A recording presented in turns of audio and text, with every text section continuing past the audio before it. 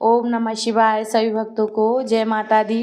तो आज की वीडियो में हम जानेंगे कि माता रानी की चौकी हमें कब हटाना है और कैसे हटाना है। तो अष्टमी तिथि अगर आपके यहाँ पूजती है तो आप अष्टमी को भी हटा सकते हैं, और अगर आपके यहाँ नौमी तिथि पूजती है तो नौमी तिथि को भी आप हटा सकते हैं। तो हम होम करते हैं, जो सारी सामग्री हमने 9 दिन की है पूरी, तो इसी में हम रखते जाएंगे और इसी में हम रखने के बाद विसर्जन कर देंगे। तो होम करती है वो हमें अलग से पन्नी में निकालना है और थोड़ा थोड़ा हम खिसका देंगे जवारों को, नारियल को, यानी कि कलश को। अगर आपने नारियल विराजमान किया है तो नारियल यानी कलश को हम विराजमान करते हैं, उसको भी खिसका देंगे और गणपति जी को भी खिसका देंगे। उसके बाद हमें सारी सामग्री उठा लेना है।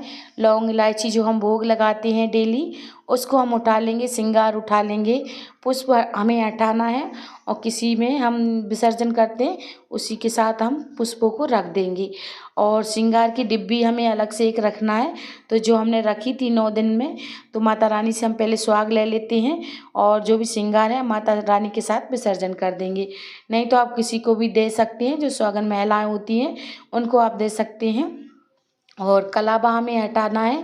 अगर बड़ा कलावा आपने माता रानी को जवारे में चढ़ाया है तो आप अपने हाथ में बांध सकते हैं। नारियल में आपने 9 गठाने लगाई होंगी कलावे की, तो अगर आपको वो कलावा आपके हाथ में बांध सकते हैं।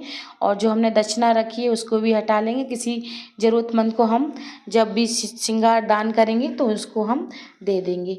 और कलश के जो चावल हैं यानी कि कटोरी में रखे हुए हैं तो उनको भी हटा लेंगे हम। और माता रानी की चुनरी भी हटा लेंगे। चुनरी को हमें अपने पास रखना है, जिससे हम जब भी कभी पूजा करेंगे तो उसमें हमें काम आ जाएगी। अगर आपको विसर्जन करना है तो आप विसर्जन कर सकते हैं। और ये चावल हमें किसी को इसी चावल में मिला देंगे कटोरी के, और चावल मिलाने के बाद हमें जो चावल हैं सारे एक साथ इकट्ठे करके इसी में हम और मिलाकर किसी को दान दे सकते हैं। जवारे हमें विसर्जन करना है। आप जो मिट्टी का कुंडा है आप घर ला सकते हैं, जवारे विसर्जन कर दें। और कुछ जवारे अपने पास रखें जिससे हम अपने पर्स या तिजोरी में रख सकें, जिससे हमारे घर में धन दान की वृद्धि रहे। और कलश का पानी हमें किसी तुलसी या क्यारी में डालना है। माता रानी की हम तस्वीर को हटा लेंगे। अगर आपने मूर्ति रखी है तो मूर्ति को आप विसर्जन कर सकते हैं। तो इस प्रकार से आप हटा लें। और कलश का पानी है, कलश के पानी को हम तुलसी या क्यारी में डाल देंगे और ये हम सारी सामग्री इसी में से निकाल लेंगे और ये हम किसी पर्स या तिजोरी में रख देंगे, जिससे हमारे घर में धन की वृद्धि रहे और दिन दूनी रात चौगनी धन दान की वृद्धि होती रहे। तो इस प्रकार से नवरात्रि की हम सारी सामग्री अपने पास रख लेंगे। और जोत हमें 9 दिन जलाना है, जोत को नहीं हटाना है।